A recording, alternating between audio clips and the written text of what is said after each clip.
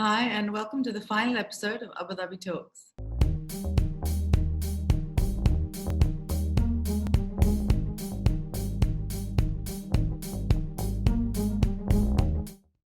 Hi.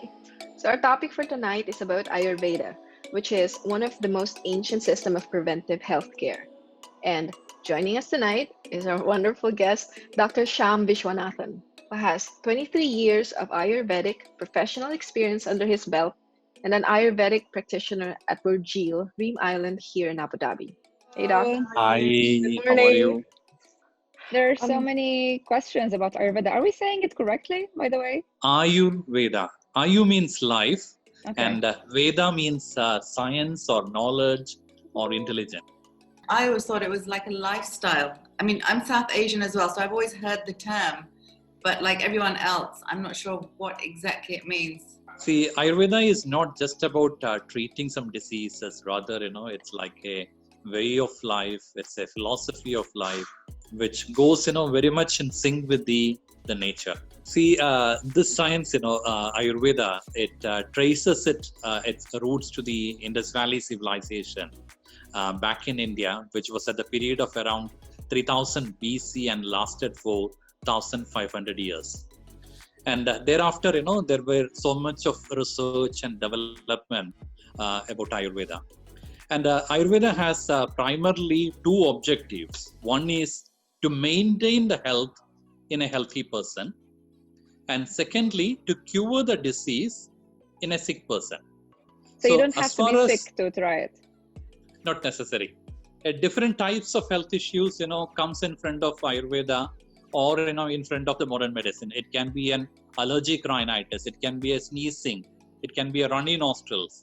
It can be a digestive problem like acidity, gastritis, etc. On the other side, we might get chronic conditions like diabetes or rheumatoid arthritis or osteoarthritis, for which there may not be complete cure to it, but we can maintain the health. so Okay. how popular is Ayurveda outside India, you think? See, currently Ayurveda is approved around 30 countries across the globe.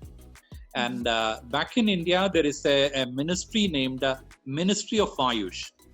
Ayush represent Ayurveda, Yoga, Unani, Siddha, and Homeopathy. There is an independent ministry in India. This Ayush ministry is having a MOU with 30 plus countries outside India to promote and to popularize Ayurveda. In this region, in UAE, for example, Ayurveda is recognized as a medical system since 2002. So it's almost 18 years in UAE. It is an approved system of medicine. It comes under the department named Traditional, Complementary and Alternative Medicine. Who visits you here in the UAE? Would you say it's other nationalities apart from Indian? How receptive have other people been to it? See, in my clinical practice, I get a mix of nationalities. And I would say 40% of my patients might be Indians. And the remaining 60% a mix of nationalities, which goes very much in sync with the population mix of UAE. Is there like a general thing, that they come in for specifically? Is there one type of symptom you feel like people are coming in for more? Or is this across the scale, like all these other sort of symptoms or reasons? Right. We get a variety of cases, as I mentioned previously. It can be a common cold or an allergic rhinitis to osteoarthritis or joint pains, back pain, etc. But some areas, Ayurveda is very strong. For example, you take the musculoskeletal conditions or the joint problems or autoimmune conditions, allergies, etc. Ayurveda is very strong. And most of the time, people resort to Ayurveda for treating their chronic ailments, like it can be diabetes, the complications of diabetes, where Ayurveda can be complementary to the modern medicine in some cases. And in some cases, Ayurveda can be alternative to the modern medicine. And now there are body types as well, isn't there? Correct. I'm You might have my heard lack about. of knowledge for this. It's only sort of being Pakistani, we hear the terms every so often, but I don't know. But there's body type. So you're treated according to your body type as well, isn't it? Right. See, this is something, very special about Ayurveda. According to Ayurveda, every individual is a unique manifestation of the nature. So like, for example, your likes, your dislikes, your appearance, your emotions, your attitudes, everything will be different from mine. So Okay. Ayurveda tried to treat the sick person based on his constitution and his health condition. So that is the uniqueness of Ayurveda. So according to this, Ayurveda categorized the human body types into 7. Some people you might have seen, those are lean and slim. Even if they eat a lot, still they remain lean and slim. On the other side, some people you can see, even if they eat a very little, they tend to put on weight. And you can Raise see, your hand to whichever body type you are. Correct. Some Don't like smell warm food, weather, okay. some like warm weather, some like cooler weather.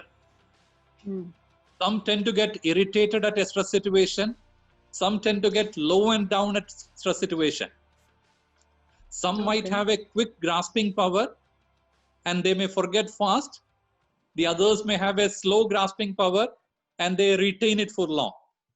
How do you find these things about the person? Even from the appearance, we can find it. Say, for example, What? Okay. from That's the interesting. appearance, their likes, dislikes, body language.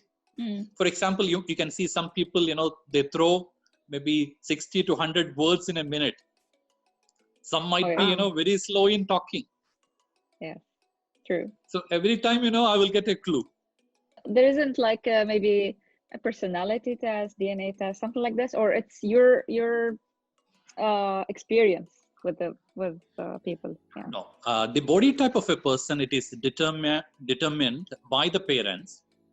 And the activities of mother during the pregnancy contribute to the formation of one's body type. Oh, really? So it is like a genetic stamp on you. You might not be able to change your body type for the entire life. I have never heard of this before. We need to diagnose the body type of the person. Then we need to diagnose, what is imbalanced in their body. We need to understand, which geographical climate, do they live in. We need to understand, their digestive power.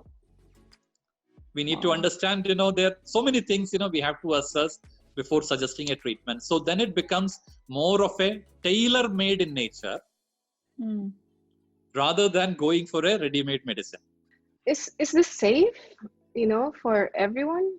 See, most of the medicines or the products which we use in Ayurveda, they are mostly plant origin in nature, or they are natural herbs which we use in the treatments.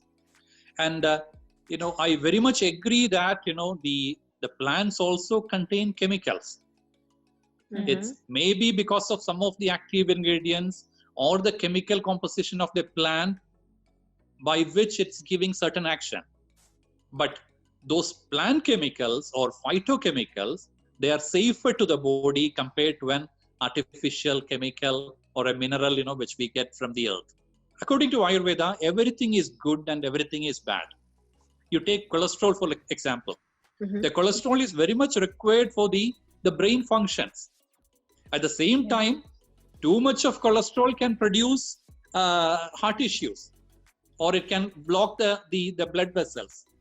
On the other side, you take turmeric, the yellow spice. Yes. Right? Too much of turmeric can create some problems, while turmeric has some excellent properties. So you need to choose the right medicine, the right herb for the right person. And so children can come to you as well, or this is for adults only? No, we get a lot of children, especially cases of allergic rhinitis like sneezing, runny nostrils, adenoid problems. By the way, as a parent, I've noticed that since we've moved here, more than a decade ago, everyone sort of, this rhinitis and sneezing, this has just increased for all of us. I don't know whether it's the See, AC, the lifestyle. So this is a common thing actually for children. See, for example, take a case of allergic rhinitis. It's a hypersensitivity of the immune system. That means, the body's immune system is sensing something relatively harmless as harmful and overreacting to it. That's what happens in an allergic rhinitis or in an atopic eczema. So what we do usually, we give some antihistamines. So the problem is, suppressed, for a day or two. And then the third day, we end up eating the same thing. Yeah. The Ayurveda is not against the concept of antihistamines, but at the same time, an immunomodulation, a correction of the immune functions is necessary to treat the problem from the root. So Ayurveda focuses on treating the diseases from the root, and Ayurveda focuses on making tailor-made medicines.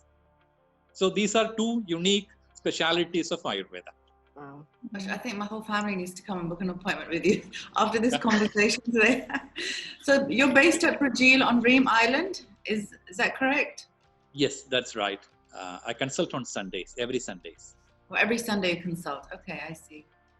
Okay, so Sunday with Dr. Sham, if you want to meet him. I mean, I'm really intrigued. I had very limited knowledge, obviously being from South Asia, but today I think in this short sort of period I've learned quite a lot, and I actually feel I want to visit you. I don't, sort of no symptoms of anything, but I'm just curious, interested about how to implement. There's a lot of knowledge. I enjoyed that. It was very, very informative actually. No, this is very important. Even, a basic understanding of one's body type, it will benefit you in a lot of way to understand, even the best profession, or even to choose the right diet, or to choose the right exercise, or to count, the number of hours of sleep you require. Yeah. In the Western world, Ayurveda is not really that much heard of, or, alternative medicine. So for people like me, the first thing that we do when we're sick is we go to hospitals, and of course, go through the normal departments that we would go to.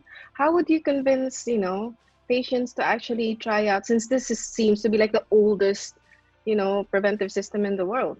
What would you say to people to actually try out, Ayurveda? See, I believe, every country has, their own traditional medicine. I'm sure that, your country also has some traditional medicine, which might not be, as developed as India, for example. Say, for example, if you look at the population usage of Ayurveda, maybe 60 to 70% of the population in India, they rely on Ayurveda for their health issues. So it's a long-term thing, a lifestyle. A lifestyle change, basically. Yeah. See, for example, while suggesting a medicine, in parallel, I will recommend certain food restrictions also. Say, for example, you take a case of an eczema or an allergy, a skin allergy. I recommend, my patients to avoid or reduce sour and salty foods, reduce fermented foods, reduce seafood, reduce sesame products. So I give them, some things which has to be avoided in their diet, and certain things which can favor in their diet. Actually, food can be an excellent medicine if you know the qualities of it. So somebody told me that Ayurveda as well is a big thing on fibromyalgia. So I want to hear from you. Like, are you seeing cases like this here? Yeah, plenty of cases, especially among the feminine gender. Yeah. So there are two schools of thoughts about fibromyalgia on the modern perspective. Some schools, they think that it is a kind of rheumatic conditions, or rheumatology kind of diseases. And certain other schools, they think that it is a psychosomatic condition, where your stress factors and their emotional factors, which are ballooning the pain, or which are causing a sudden inflammation of the muscular fascia, resulting in the fibromyalgia symptoms. Ayurveda, both are considered as an imbalance of an energy factor named Vata. Okay. According to Ayurveda, this is the energy factor which governs all sort of movements in the body, like I speak, you nod your head, you blink your eyes, your lungs breathe, heart pump, muscles move. So if this energy factor is working properly, all the movements are pain-free and unrestricted. Okay. So if this energy factor Vata is working properly, there is no neck and shoulder pain as in fibromyalgia. There is no trigger points as in fibromyalgia. There is no headache as in fibromyalgia. No sleep disturbance as in fibromyalgia. No morning fatigue as in fibromyalgia. Yeah.